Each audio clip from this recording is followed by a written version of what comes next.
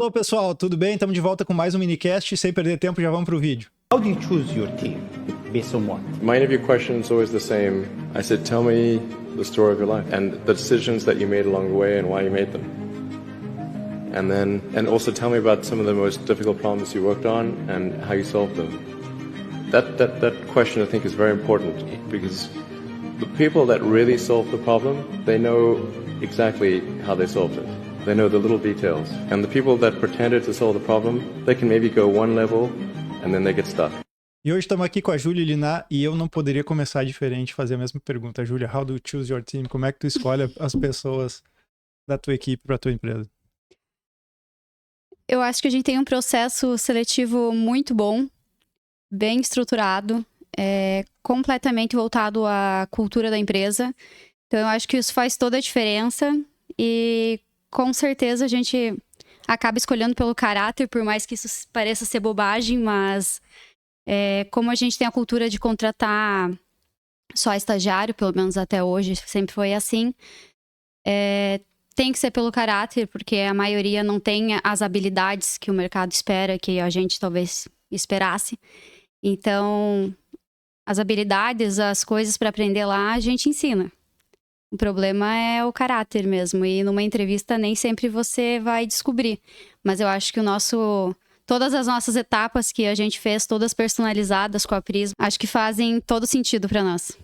E por que essa questão de contratar, essa busca pelo caráter? Como que a gente vai conviver com uma pessoa que não tem caráter dentro da empresa? Que não tem os mesmos valores que nós temos, não faz parte da nossa cultura isso. O que tu achou do tipo de pergunta que o Elon Musk faz e qual é o tipo de... Eu assino embaixo. Eu acho que a gente tem que saber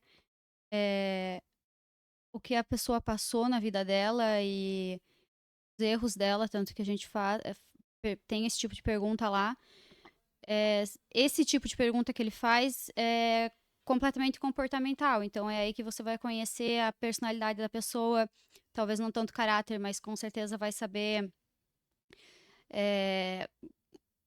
as experiências dela na vida e como ela lida com isso. Então, tem uma pergunta que a gente faz se ela já cometeu algum erro no passado, em alguma das experiências, e é aí que você consegue captar a resposta dela, se ela já teve e como ela lidou com isso. E isso que faz toda a diferença, como ela reage a isso. Que tipo de perguntas tu usa para buscar alguma coisa relacionada a isso? Ou como é que é a estrutura lá da contratação de vocês? A gente tem 4 etapas. A primeira e a segunda são mais comportamentais, é mais para conhecer a pessoa. Então, o tipo de pergunta são todas perguntas que a gente elaborou. Então, não é uma que a gente jogou no Google e tirou. E todas têm a ver com a nossa cultura. São perguntas comportamentais e depois a terceira etapa a gente vai mais para a questão cultural. Então, a terceira etapa a gente tem perguntas todas voltadas aos nossos valores. A gente tem 10 valores na Prisma, então são 10 perguntas. E cada pergunta remete a um valor. Então, a gente presta atenção no que a pessoa vai responder, como ela vai responder, a gente dá uma situação e a pessoa nos responde como ela agiria naquela situação. Então, aí que a gente vai ver se ela está pronta ou não. Porque a Prisma não é para qualquer um, então... E para montar essas 4 etapas da pergunta, qual é a empresa de consultoria de RH que você chamaram? A famosa Duocast, Duo Treinamento, né? A famosa Duo Treinamentos e Consultoria. Mas como é que vocês chegaram nessas etapas aí? Conta para nós como é que foi feito lá em cima. Então, quando eu entrei, não era nada disso. Há muitos anos atrás? Muitos anos atrás. Eu acho que é tudo consequência de todos os cursos, treinamentos, de todo o nosso desenvolvimento que a gente faz ali dentro, e principalmente de todos os mais de 200 livros que a gente tem na empresa. Muita leitura. Acho que tudo começou com você, mas você incentivando e você passando essa cultura para o pessoal. A leitura é um hábito que a gente preza na empresa. Então... Sem isso, com certeza, todo o nosso processo seletivo foi tirado dos livros. Uhum. todo o conteúdo que a gente faz, a gente criou a pergunta, mas da onde que a gente tirou aquela pergunta? São de todos os livros que a gente lê, então a gente tem vários de referência, os nossos valores também foram criados dessa maneira, então posso falar aqui que um dos livros foi Satisfação Garantida das Apos, que acho que nos inspirou muito para criar nossos valores. Tem vários outros livros que eu posso estar falando, mas a gente sempre busca inspiração nessas empresas grandes, nessas empresas que deram certo, nesses empreendedores que deram certo, que são mentores para a gente, para a Prisma. A gente tem treinamento todos os dias, então todo o conteúdo que a gente absorve dentro da Prisma e que a Prisma incentiva todo o pessoal a absorver, fez parte da gente conseguir hoje ter 4 etapas de recrutamento que, ao meu ver, é uma escola que a gente poderia abrir uma escola Mais um de curso RH, grupo Prisma, né? É. Abrir o recrutamento da Prisma para todo mundo, porque, não sei, eu sou suspeita para falar, né? Mas eu acho que a gente filtra muito bem e a gente é bem exigente. Que legal. E tu falou em 4 etapas. Eu li num dos livros da Google que as etapas deles eram muito longas. Teve cases dele que chegou a ser 6 meses de recrutamento e seleção. E aí eles perdiam muitos candidatos, às vezes promissores, no meio do caminho, pelo processo ser tão longo. Às vezes o cara era recolocado em outra empresa e tal. 2 perguntas. Como é que tu leva isso sendo um processo mais longo de contratação? E depois a segunda pergunta é como é que está o perfil do candidato?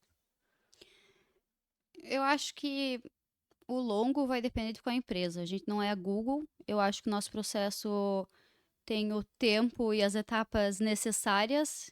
Todo ano a gente revisa e a gente tenta trazer coisas novas ou pelo menos reformular nossas etapas. As 4 etapas são necessárias e a gente não teria como fazer menos que isso. Eu acho que se a gente fizesse menos, iria estar faltando alguma coisa. Acho que é consequência, acho que todo mundo pode estar perdendo um candidato ou não, mas é aí também que a gente conhece se vale a pena ou não para a nossa empresa. A segunda pergunta é... Como é que tá vindo o perfil do candidato hoje? Principalmente difícil. já que... isso aí é o que mais escuta em todas as empresas, a dificuldade de contratação e tal. Mas eu vejo que, no caso da Prisma, ela além de ter, obviamente, dificuldade de contratação, ela é um pouco diferente porque tu não está indo atrás de candidatos no mercado, assim, de universitários, estagiários vão ingressando no mercado de trabalho. Então, o que chega para ti de gente? Como é que é essa experiência? Bom, a galera que vem é uma galera jovem, então acho que a gente até tem uma pergunta que é aonde que a pessoa se vê daqui a 10 anos e a maioria não sabe, por causa da idade, pouca experiência, então é normal. A maioria vem sem direcionamento, não sabe muito, então acho que a escolha mesmo é mais na questão da ambição, da vontade de acontecer, e aí que a gente vai saber se é o perfil da pessoa. Mas vem de tudo, vem gente que não quer nada com nada, tem gente que confirma a entrevista e não aparece na hora. E tem alguns cases curiosos também. Tem vários. Tem gente que quer ser presidente, tem gente que quer viver só de home office, não quer ter muito compromisso. É difícil lidar com essa nova geração, porque a maioria está buscando felicidade, a maioria está buscando qualidade de vida, e tem muitas pessoas que não entendem que qualidade de vida não é sinônimo de falta de trabalhar, de pouca vontade de trabalhar. Então eles acham que precisa ficar pouco tempo trabalhando, só assim você vai ter uma qualidade de vida, só assim você vai conseguir fazer o que você precisa. E pelo contrário, a gente vê os exemplos que a gente tem são o contrário, são o oposto disso. Então por que as pessoas se influenciam por outros exemplos que não aconteceram? Não é trabalhando pouco que as pessoas chegam ao sucesso. Pelo contrário, todo mundo que chegou ao sucesso até hoje foi porque trabalhou pra caramba. Que legal, que bacana. Sim, eu vejo bastante gente que chega lá para em entrevista. Eu acompanho mais a parte final das entrevistas, a Júlia que faz o processo inteiro. Mas, e aí geralmente na parte final, de certa maneira, já está um público um pouquinho mais seleto, né? Mas a gente acompanha bastante o pessoal com uma ideia, não sei se de sucesso é a palavra, mas com uma ideia de realização muito diferente do que a gente vê de pessoas que tiveram sucesso em suas empresas. O caminho que percorreram é completamente o contrário, né? E eu não sei se é pela pouca idade ou pelo meio que eles vivem no meio universitário, que de certa forma acaba criando uma ilusão de que não precisa trabalhar, não digo nem muito, mas não precisa trabalhar de certa forma para ter sucesso, né? Até teve um case engraçado esses dias, a gente estava entrevistando uma pessoa e ela perguntou se se tinha mais pessoas fazendo a atividade dela, porque na empresa anterior só tinha ela e mais uma, e ali a empresa exigia demais. E aí eu perguntei, tá, mas então normalmente deve fazer hora extra, como é que é? Ela assim, não, eu faço horário normal. Daí eu assim, tá, mas então o que que a empresa exige demais do horário normal? Ah, é que eu não tenho muito tempo para ficar no celular, eu não tenho tempo de falar com ninguém, eu só tenho que trabalhar. Então, é isso que eu digo. Eu não sei se estão recém entrando no mercado de trabalho e não sabem como é, ou Pode ser.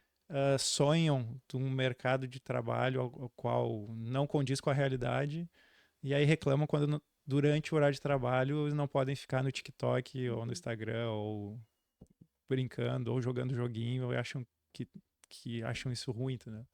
Sim, e a maioria das pessoas não quer fazer mais do que ela é paga para fazer.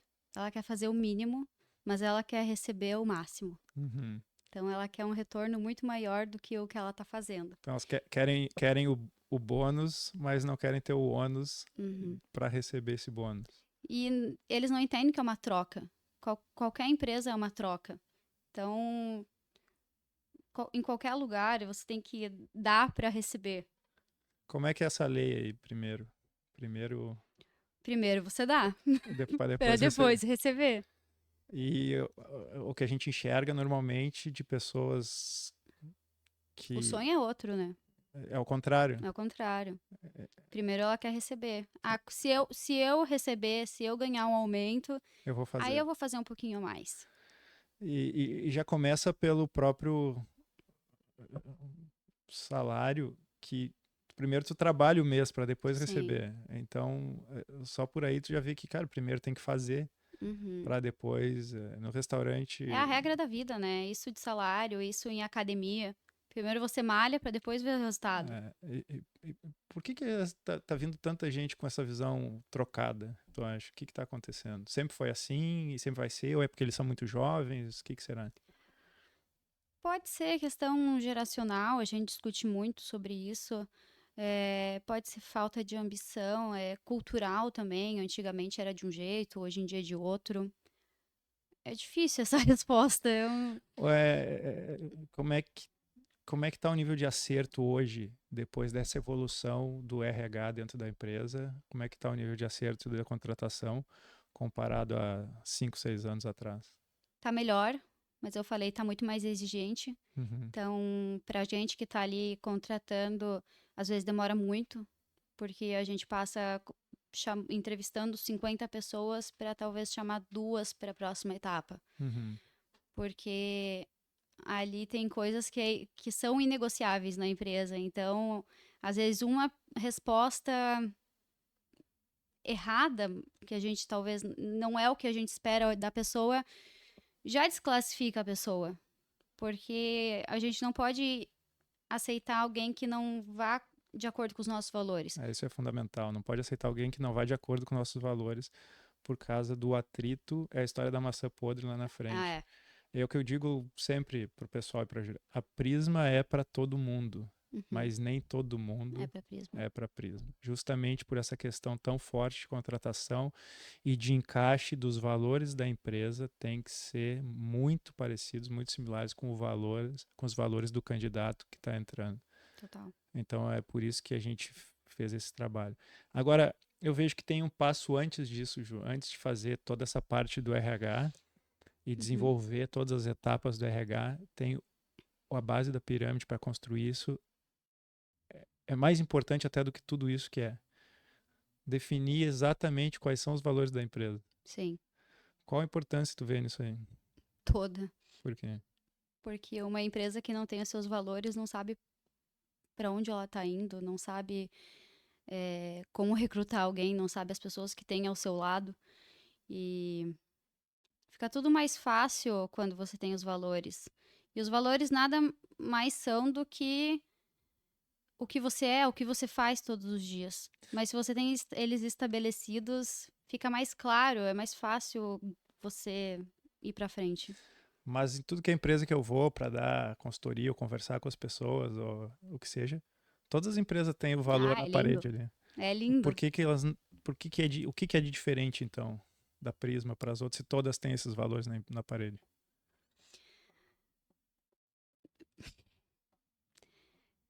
Acho que as empresas, diferente da nossa, nunca prestou atenção nisso, não sei. Como é que eram os valores Assim, da Prisma antes e o que que mudou? a Prisma tinha integridade, tinha ética, tinha todas as palavras mais bonitas que você pode ter de valor antes na parede. E o que mudou foi que a gente sentou um dia com todo mundo e a gente falou, e aí, faz sentido? E tinha muitas outras coisas que faziam muito mais sentido pra gente. E aí a gente elencou o que que é a Prisma, o que de fato a gente faz ali. É o que a gente faz todos os dias, é o que a gente é todos os dias. E mais que isso, é o que a gente também quer melhorar, o que a gente quer ser e quem a gente vai priorizar aqui dentro, quem a gente vai aceitar aqui dentro junto com a gente. De que maneira tu enxerga alguma relação entre esses valores e trazendo isso também para RH com o resultado direto da empresa? Sim, os valores são todos os Prismers que fizeram. Uhum, E assim, dessa maneira, eles ficaram cada vez mais engajados com isso, porque os mesmos têm os mesmos valores. uhum. E mais engajamento talvez traz mais crescimento. Talvez não, com certeza traz mais crescimento para a empresa. Bacana. Quais são os departamentos da empresa e como tu define a pessoa que está me entrevistando? A vaga já é pré-definida para algum departamento ou como é que é feita essa divisão lá? Não, primeiro que a nossa vaga, ela é aberta o ano inteiro, então a gente tem uma vaga. E como é sempre para estagiário, é a mesma vaga, a gente só vai revisando e melhorando ela, mas não é para um cargo. A gente fala que o nosso processo de estágio é muito mais do que um estágio, é como se fosse um trainee, porque a pessoa entra não é para fazer alguma coisa. Ela tem que fazer tudo, ela tem que aprender tudo sobre a empresa. Então, ela vai ter que aprender sobre documentação, ela vai ter que aprender sobre a logística, ela vai entrar vai observar todo o campo comercial, como atua, financeiro. A nossa sala é aberta por um motivo, para todo mundo observar todo mundo e todo mundo ficar sabendo o que todo mundo faz. Não tem a sala do chefe, da chefe Júlia lá separado? Não. Não dá, né? Não dá. Tem que estar todo mundo sabendo de tudo. Tá, e isso não acaba não atrapalhando de certa forma no dia a dia? Como é que é? Ah, mas não atrapalha. É que nem eu falei, quem quer estar na Prisma tá ali, tá com vontade, tem barulho, não tem. Eu acho que isso só incentiva e não atrapalha. E não acaba um se metendo no assunto do outro? Mas que bom, né? Não Tem que tem se assunto do meter, outro. tem que se meter. Eu acho que nenhuma decisão ali dentro, nem questão de sócio, nem quem tá ali, qualquer decisão ali dentro é tomada por mais de uma pessoa. A gente nunca deixa a tomada de decisão ficar só no poder de uma pessoa. Por quê? Porque nem sempre essa pessoa tá certa, ela precisa ter a visão de outra. Às vezes, ouvir alguma outra coisa é que faz despertar, ó, é verdade, é outro caminho, não é o caminho que eu tava pensando. Quantos anos faz que tá na Prisma? Vai fazer 7, Tu começou como? estagiária, 7 anos, começou. E hoje é? sócio. E me diz uma coisa, quantas vezes tu ouviu algum dos sócios dizer vai ser assim desse jeito porque eu quero? Nunca, Nunca? nunca. Por quê?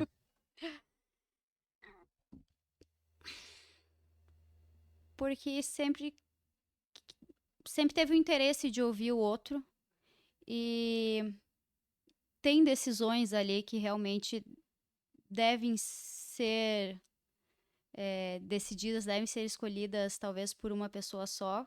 Quando tá no 2-2 ali, tem que ter alguém para desempatar essa decisão.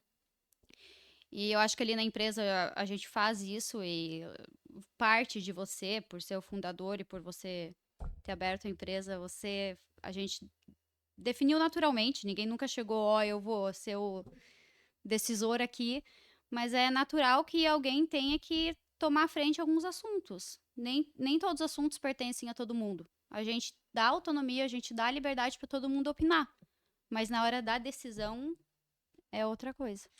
Uma coisa que eu, ao longo dos anos, e também veio dos livros, dos estudos, essa consciência que eu tive, é que realmente a decisão raramente ou quase nunca é top-down, né? Uhum. Ela é sempre, ela não é uma decisão coletiva, mas ela é uma decisão escutada. Sim.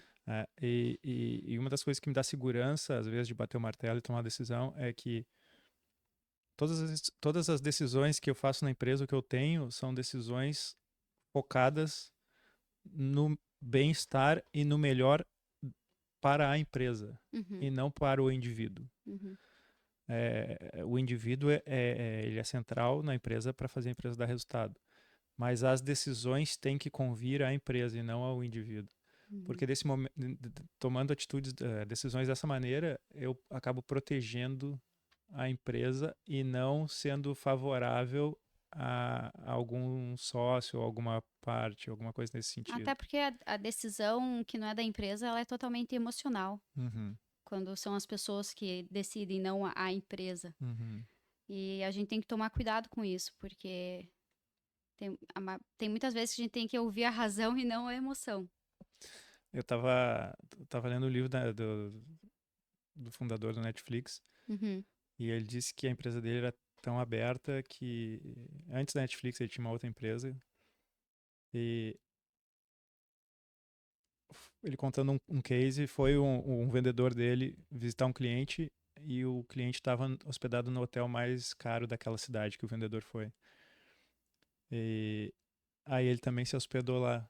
E era tipo, sei lá, $1.000 a diária, $900 a diária, é um valor assim um pouco mais alto. E ele dava liberdade, assim, né? Não tinha não tinha um controller, alguma coisa, então as pessoas faziam meio que o queria. E aí quando ele viu o preço das diárias, ele meio que ficou puto. Ele falou, pô, eu quando viajo para visitar clientes não fico num hotel de $1.500 e o fulaninho ali pegou e ficou no mesmo hotel. E aí ele ficou meio puto e resolveu cortar. Uhum. E aí mais à frente, depois com essa empresa que ele tava quebrou e aí ele foi fundar a Netflix, ele entendeu que a empresa realmente tem que dar liberdade. Uhum. Então, nessa parte da liberdade é da maneira que ele atua na Netflix, mas somente contratar pessoas que têm responsabilidade Tem maturidade para fazer esse tipo ter de essa decisão. liberdade. Exatamente. Que é o que nós estávamos falando no início. Eles querem o bônus, mas não querem o ônus. Então, para tu ter a liberdade, que é o bônus, tu tem que ter o ônus, que é a responsabilidade, que é a maturidade. Então, ele inverteu também o processo de RH Uhum. para conseguir trazer pessoas que ele considerava responsáveis para conseguir, aí sim, ter a liberdade dentro da empresa. Uhum. Então, isso é uma coisa que, principalmente para nós lá, por ter um perfil mais jovem, de jovens trabalhando, às vezes eles não estão prontos para receber liberdade. Uhum. Que é, por exemplo, na minha casa, eu não posso deixar minha filha sozinha dentro de casa porque ela tem 7 anos. Então ela quer a liberdade, mas ela ainda não tem essa responsabilidade suficiente para estar sozinha dentro de casa. Então eu não consigo dar. Então a partir do momento que tu traz pessoas com um perfil com mais responsabilidade, Uhum. tu pode entregar como bônus ou como a questão da liberdade. E isso faz toda a diferença na autonomia da pessoa na hora que ela está desenvolvendo o trabalho. Inclusive, esse é um dos valores da empresa. Né? Sim. Autonomia para criar e inovar, agregando valor. Então, é nosso trabalho também dar essa autonomia, mas em contrapartida a gente tem que dar para quem merece. Sim. Entendeu? Então, a mesma coisa dos horários lá é bem mais flexível, justamente por isso. E não foi do dia para a noite. No meio do processo a gente quebrou a cara várias vezes e teve que corrigir para chegar no modelo. E hoje, assim como todos os modelos dentro da empresa, eu não considero como ideal. por isso que todo ano a gente está mexendo, reformulando, discutindo e colocando novos processos, tirando processos antigos, justamente para estar sempre indo atrás da excelência, né? Então, acho que isso faz bastante diferença e acaba também influenciando bastante na hora da contratação para saber o tipo de pessoa que tu vai trazer para manter essa cultura ativa, né? Sim, e não é só no processo seletivo, né? É o acompanhamento depois também. Porque essa liberdade não acontece, tá contratada, ó, pode fazer o que você quer. Como funciona esse acompanhamento dentro da empresa, né? De valores e tudo mais? A gente é bem exigente, rígido nesse sentido, porque eu acho que a gente tem várias atividades ali dentro que a pessoa acaba incorporando, entendendo a nossa cultura. A gente tem os treinamentos todos os dias, a gente tem a cumbuca que a gente faz toda sexta-feira, apresentações que a gente faz, o pessoal trabalhar a oratória deles. Toda vez que alguém novo entra, a gente faz toda uma apresentação, que hoje é apresentada por você, falando um pouco sobre a empresa, sobre como foi fundada, quais são os valores. Ali todo mundo se ajuda, todo mundo então oferece a sua ajuda e quem já está há mais tempo acaba ensinando quem está entrando. Esse acompanhamento é sempre feito, a gente não deixa a Bangu, a pessoa lá fazer o que ela quer, mas é isso, a gente está todos os dias, eu acho, falando de cultura e vivenciando isso. Eu gostei muito dessa empresa, como é que eu faço para mandar meu currículo? A gente vende bem, né? Vende bem. E na prática é isso mesmo, não? Eu espero que sim, da minha parte, com certeza. E eu acho que. Eu tenho certeza que sim, na verdade, porque eu acho que o pessoal ali não ia estar ali com a gente se não fosse isso. Se não fosse dessa maneira. A gente deixa bem aberto tudo. E a gente deixa claro que se você não estiver gostando, não é pra gente. Legal. Então é isso aí, pessoal. Mais um pouquinho do minicast aí. Acompanhe mais no YouTube. Valeu! Valeu!